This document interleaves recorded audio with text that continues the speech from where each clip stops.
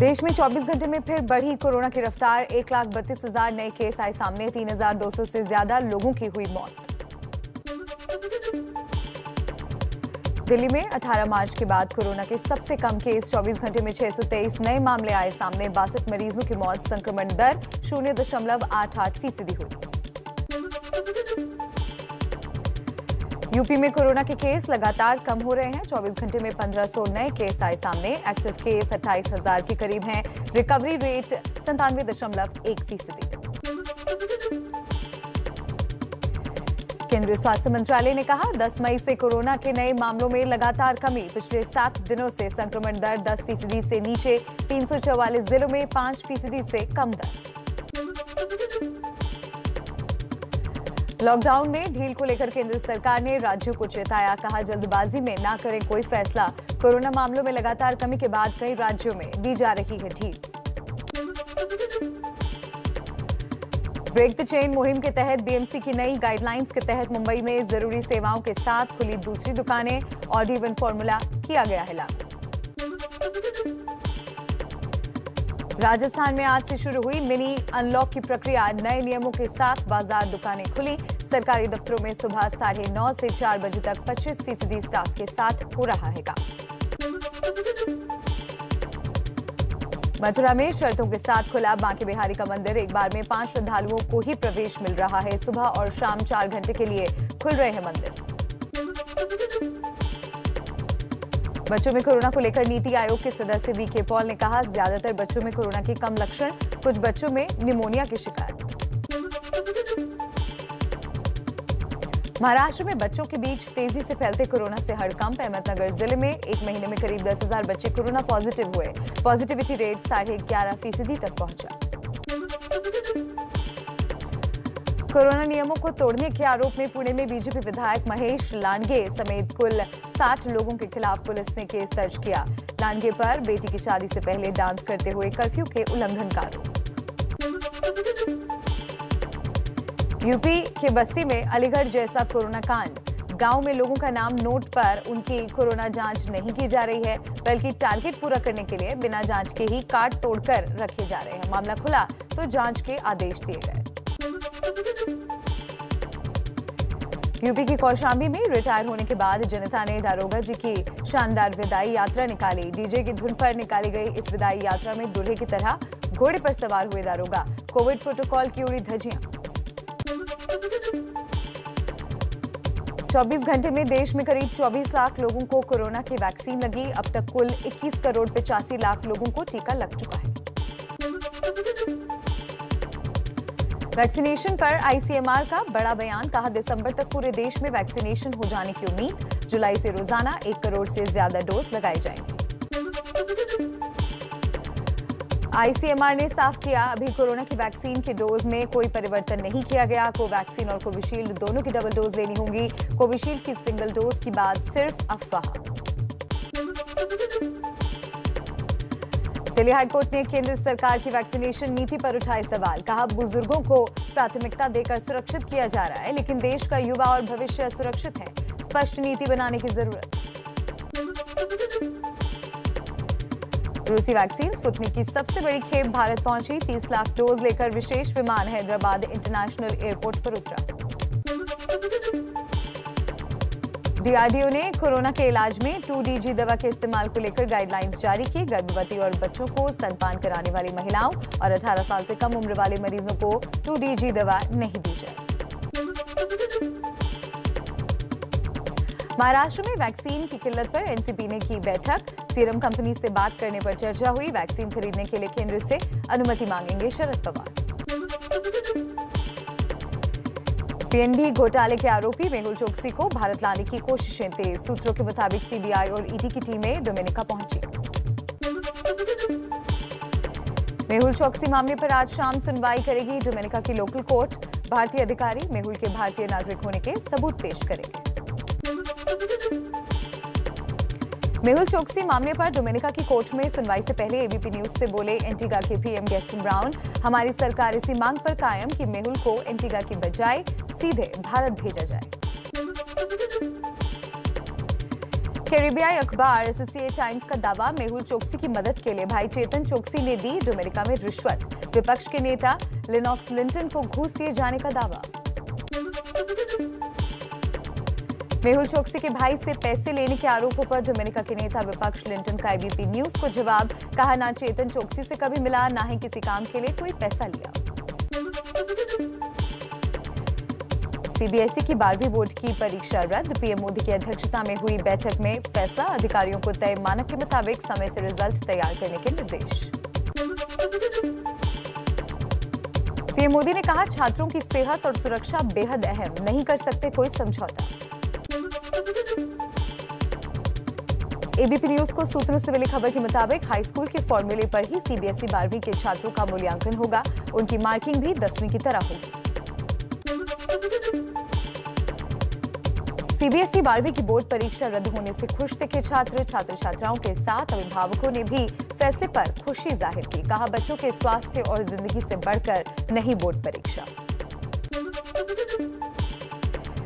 CBSE परीक्षा रद्द होने के बाद सीआईएससीई बोर्ड ने भी 12वीं की परीक्षा रद्द की। बोर्ड के सचिव ने एबीपी न्यूज से कहा, छात्रों का मूल्यांकन अब एक दूसरे वैकल्पिक योजना से किया जाएगा। सीबीएसई और सीआईसीएसई के बाद हरियाणा सरकार ने भी 12वीं की बोर्ड परीक्षा रद्द की। प्रदेश के शिक्षा मंत्री कंवरपाल गुर्जर ने कहा, छात्रों के पास होगा परीक्षा देने का विकल्प। दिल्ली के सीएम केजरीवाल ने सीबीएसई की 12वीं की परीक्षा रद्द होने पर खुशी जताई। कहा, ये बड़ी राहत की बात, केंद्र सरकार के फैसले से खुश हूं, बच्चों की सेहत की चिंता थी।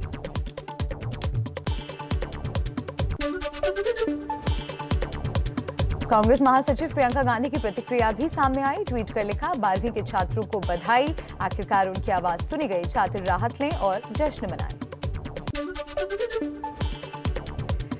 यूपी के सीएम योगी ने सीबीएसई परीक्षाएं रद्द करने के लिए छात्रों और अभिभावकों की ओर से पीएम मोदी के प्रति आभार जताया। बीएसपी प्रमुख मायावती ने भी फैसले का स्वागत किया। रद्द हो सकती है यूपी बोर्ड की 12वीं की परीक्षा। डिप्टी सीएम और शिक्षा मंत्री दिनेश शर्मा ने संकेत दिए। कहा, परीक्षा पर फिर से विचार होगा, कोरोना हालात की समीक्षा के बाद फैसला लेंगे। पंजाब कांग्रेस में कलह दूर करने की कोशिश जारी। आलाकमान की कमेटी से मुलाकात के बाद सिद्धू ने कहा, मेरा जो स्टैंड था वो है और रहेगा। कल सीएम कैप्टन अमरिंदर दिल्ली आएंगे। अमृतसर में नवजोत सिंह सिद्धू के गुमशुदगी के पोस्टर लगे। ढूंढने वाले को 50,000 का इनाम रखा गया। एक एनजीओ के लोगों के मुताबिक नवजोत सिंह सिद्धू कुर्सी की लड़ाई में ये भूल गए हैं कि वो विधायक भी हैं। समाजवादी पार्टी के सांसद एसटी हसन के बेतुके बोल। कहा, शरीयत में मोदी सरकार की दखलंदाजी से देश में कोरोना महामारी और तूफान जैसी कुदरती आपदा। बंगाल के पूर्व मुख्य सचिव अलपन बंदोपाध्याय को कारण बताओ नोटिस का आज शाम तक देना है जवाब। डीओपीटी में रिपोर्ट न करने पर बंदोपाध्याय को केंद्र सरकार ने भेजा था नोटिस। 3 दिन का वक्त दिया था। ममता और केंद्र में टकरार के बीच टीएमसी के सौगत राय ने कहा, अलपन अब रिटायर अफसर हैं, केंद्र के नोटिस का कोई मतलब नहीं। यूपी में 2022 विधानसभा चुनाव से पहले डिप्टी सीएम केशव प्रसाद मौर्य का दावा, 300 से ज्यादा सीटें जीतेगी बीजेपी। भारत की मेजबानी में ब्रिक्स देशों के विदेश मंत्रियों की वर्चुअल बैठक हुई। आतंकवाद के खिलाफ एकजुट होकर लड़ने पर बनी सहमति। चीन बोला, कोरोना के खिलाफ लड़ाई में हम भारत के साथ। नीदरलैंड्स ने भारत से आने वाले यात्री उड़ानों से प्रतिबंध हटाया, लेकिन नेगेटिव रिपोर्ट दिखाने पर नीदरलैंड में प्रवेश मिलेगा। क्वारंटीन नियमों का पालन करना होगा।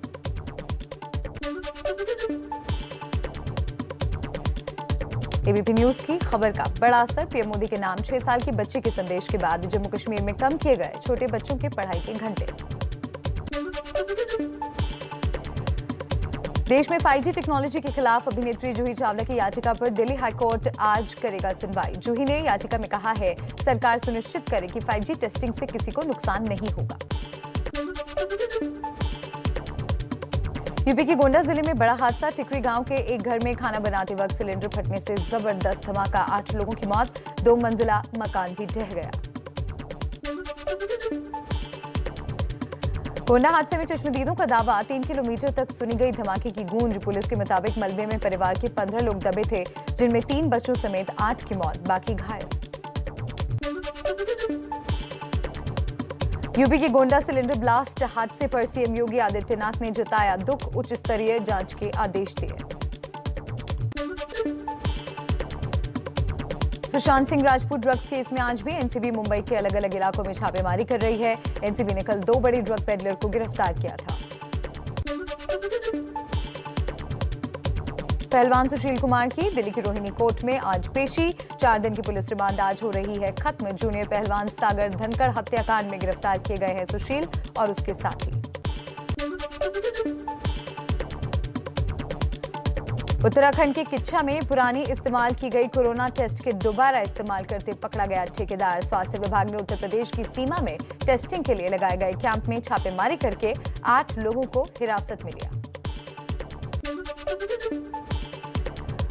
राजस्थान में जयपुर के सवाई मानसिंह स्टेडियम के टेनिस कोच पर नाबालिग टेनिस खिलाड़ी ने रेप का आरोप लगाया। आरोपी की तलाश में जुटी पुलिस। हिमाचल प्रदेश के सोलन में ट्रक खाई में गिरा, ड्राइवर समेत 2 लोगों की मौत, 2 लोग गंभीर रूप से घायल। एमपी के सीहोर में रेत माफिया की गुंडागर्दी, रेत ठेकेदार के एमडी पर किया जानलेवा हमला। एमडी ने भागकर जान बचाई। पुलिस मामला दर्ज करके आरोपियों की तलाश में जुटी।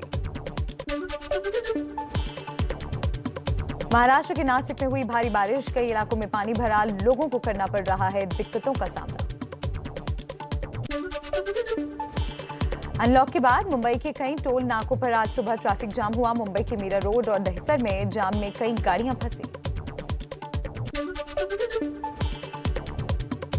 आरबीआई की मौद्रिक नीति समिति की 3 दिनों की बैठक आज से शुरू होगी। 4 जून की बैठक में लिए गए फैसलों का ऐलान होगा।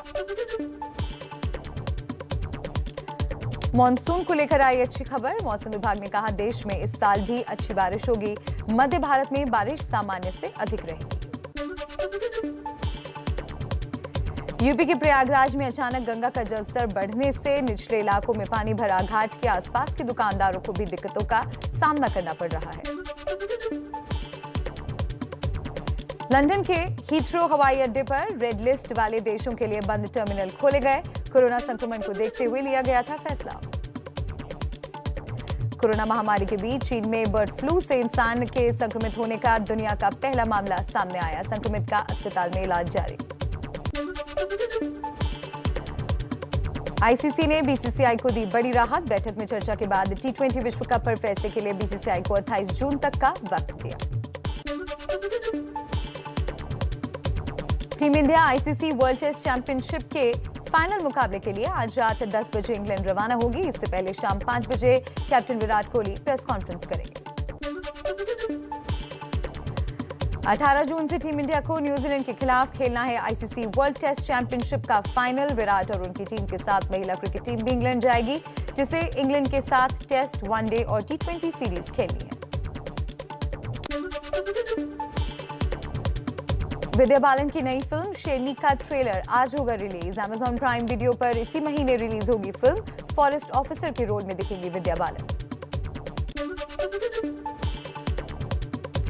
पॉपुलर टीवी शो ये रिश्ता क्या कहलाता है कि नैतिक, यानी करण मेहरा घरेलू हिंसा में गिरफ्तार। पत्नी निशा ने कई गंभीर आरोप लगाए। करण ने कहा, मुझे फंसाया गया।